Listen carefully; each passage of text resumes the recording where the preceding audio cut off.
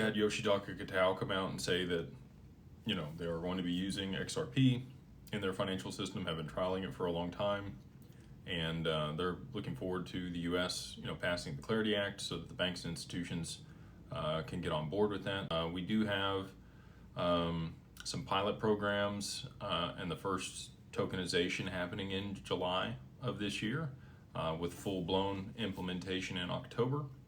So that's for NASDAQ, New York Stock Exchange, and many of the other large exchanges out there. I think things are going to get frothy toward the end of this year for crypto, for the assets that are still around. I think there's going to be a huge consolidation, either through the regulation or through Tether and the implications we're going to see there when the reverse carry trade unwinds.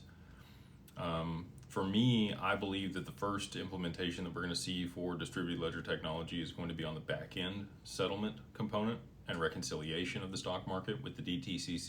You know, 3-4 digits, somewhere between $500 and $5,000 at a minimum, just to be able to facilitate the back-end settlement of the stock market. That's $4 quadrillion a year that gets settled through the back end of the stock market in the DTCC.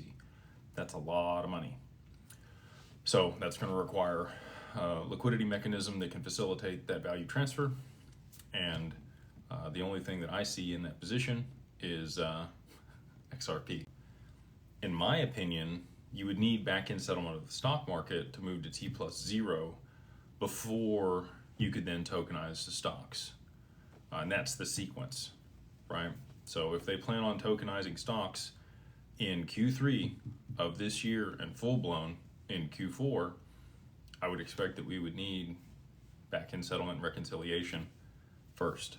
So that means potentially toward the end of Q2 here or very early Q3, that's when I'm watching. We got the yen climbing, or falling, however you want to look at it, against the US dollar, back close to 159 yen per USD. Once we get to that 160, 161, that's where the Mega Japan's going to have to make some choices. They can either intervene in the currency market one more time and kick the can just a little bit further down the road, or they can just go ahead and raise interest rates here in Japan. Not here in the US, in Japan.